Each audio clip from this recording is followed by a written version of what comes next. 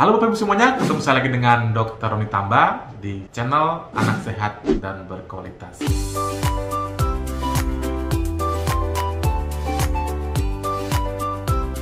Kali ini kita akan membahas satu materi, yaitu persiapan menyusui sejak masa kehamilan. Jadi ini sangat penting banget nih ya, karena banyak ibu-ibu itu bingung atau mungkin gagal menyusui karena ketika lahir baru mulai belajar. Nah, padahal harusnya semuanya itu sudah disiapkan jauh-jauh hari. Banyak ibu-ibu tergoda memberikan misalnya nih susu formula ketika misalnya hari pertama lahir ASI-nya belum keluar. Padahal fisiologinya apabila dipahami memang kebanyakan belum keluar. Nah, bagaimana untuk menghadapinya? Harusnya ini sudah dipersiapkan ketika ibu hamil. Nah, untuk itu sebelum memulainya saya ingin mengucapkan terima kasih kepada Bapak Ibu yang sudah rajin menyimak materi-materi kami di channel Anak Sehat dan Berkualitas. Dan bagi Anda, Bapak Ibu yang mungkin saja baru pertama kali menyimak materi ini, jangan lupa klik subscribe-nya, like, dan boleh di-share kepada teman-teman yang lain. Dan jangan lupa, coba dilihat lagi materi-materi sebelumnya. Mana tahu ada informasi yang Bapak Ibu butuhkan. Karena banyak sekali yang bertanya pada saya, misalnya di DM, Instagram, misalnya pas saat konsultasi, "Dok, kalau begini gimana ya?" Padahal sebenarnya sudah ada di materi saya. Nah, untuk itu jangan lupa dan jangan malas untuk melihat kembali atau mereview kembali materi-materi saya. Yuk, kita mulai pembahasannya.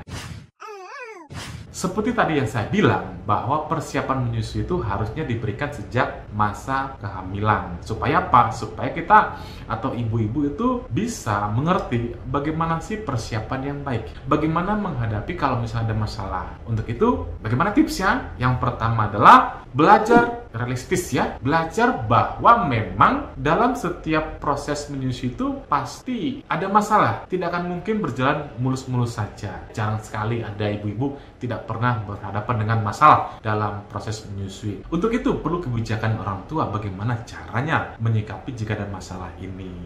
Jangan beranggapan bahwa tidak mungkin ada masalah. Saya pasti bisa menyusui secara otomatis. Tidak demikian. Nah, untuk itu maka harus dipelajari itu. Nah, ketika misalnya ada halangan atau masalah menyusui, entah misalnya nih bayi baru lahir hari pertama ASI-nya belum keluar, atau ketika puting lecet, atau misalnya payudara bengkak atau mastitis, nah dibutuhkan kesabaran dan jangan lupa dibutuhkan pengetahuan yang cukup dalam mencari solusi. Jangan mencari solusi yang instan, tapi belajar. Dengan belajar ini maka ibu paham, sehingga kedepannya ibu paham benar kalau misalnya ada masalah pada ibu sudah bisa antisipasi supaya tidak menjadi keadaan yang berat. Jadi itu yang pertama, belajar realistis.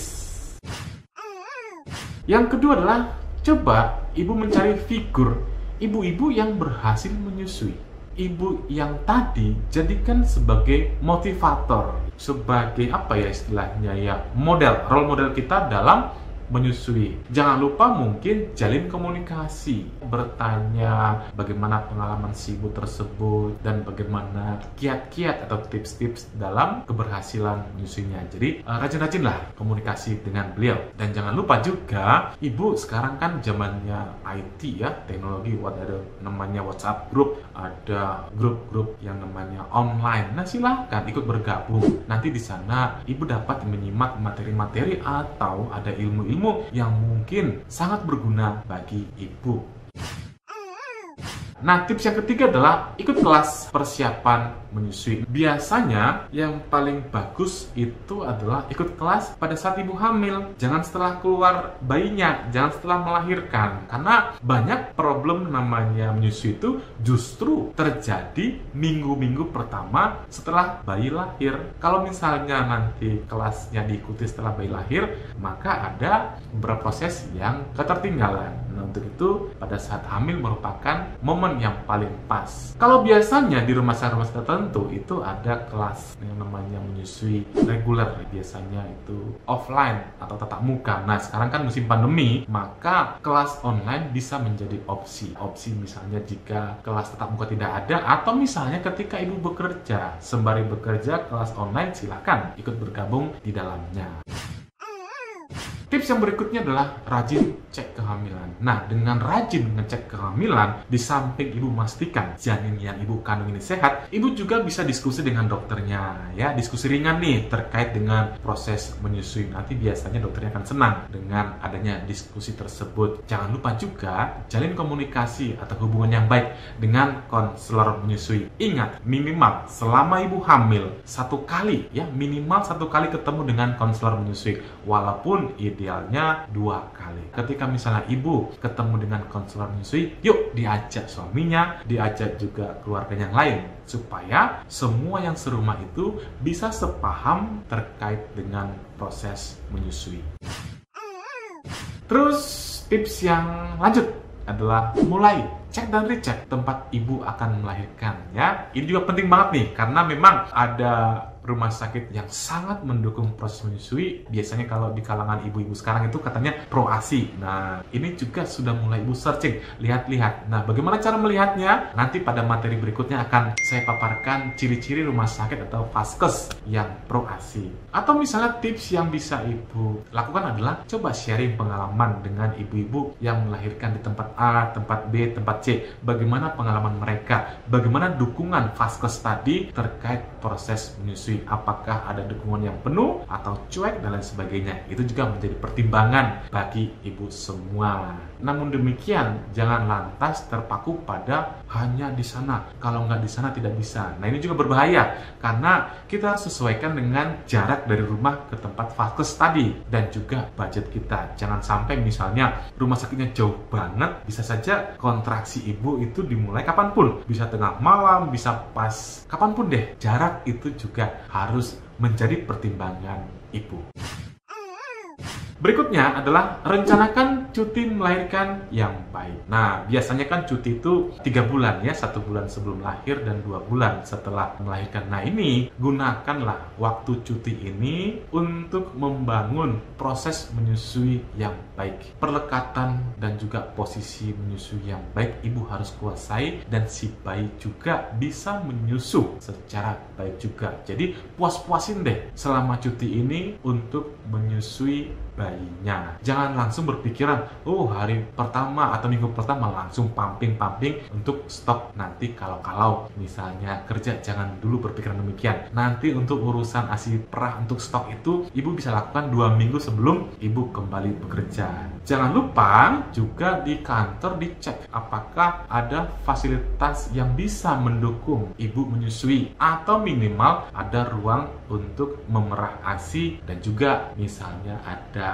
kulkasnya untuk penitipan ASI perahnya. Ini juga mulai ibu pikirkan supaya nanti ketika ibu mulai bekerja tidak bingung bagaimana memerah ASI, ditempatkan di mana. Ini merupakan pertimbangan. Dan jangan lupa komunikasikan dengan rekan sekerja atau misalnya dengan atasan terkait dengan niat ibu untuk menyusui. Mana tahu di antara rekan-rekannya ada yang pernah punya pengalaman, dan dukungan atasan ini sangat penting. Bagaimana nanti penempatan ibu kerjanya, bagaimana ibu mendapatkan dispensasi waktu untuk menyusui bayi atau juga memerah ASInya. Jadi diskusi atau komunikasi yang ini sangat penting banget, terutama di kantor ketika ibu nanti sudah mulai bekerja. Dan yang terakhir tipsnya adalah persiapkan perlengkapan menyusui. Tentu perlengkapan menyusui jangan dibayangkan yang mahal-mahal. Sesuaikan dengan kantong kita, budget kita. Jangan sampai merogoh kocek yang sangat dalam. Ini sangat merugikan kita. Perlengkapan menyusui yang misalnya dengan pompa ASI, cooler bag, botol ASI perah, ice gel, dan juga apron atau baju menyusui yang nyaman. Karena kita tidak boleh merasa malu ketika menyusui di depan publik. Nah, supaya tidak malu ya sesuaikanlah pakaian kita atau sediakan apron yang baik. Ya, sering itu saya mendapatkan ibu-ibu karena tidak mendapatkan tips yang baik bagaimana cara menyusui depan publik. Biasanya mereka pakai dot. Nah, ini yang salah sebenarnya. Ketika si bayi sudah mulai terbiasa dot, maka dia akan bingung puting. Lama-lama produksi ASI ibunya akan berkurang. Nah, untuk itu siapkan segala sesuatunya dengan baik sejak hamil. Ini penting banget. Nah, demikian Bapak Ibu semuanya, saya sudah paparkan tentang persiapan menyusui sejak hamil. Mudah-mudahan materi bermanfaat bagi kita semuanya. Salam sehat, dadah!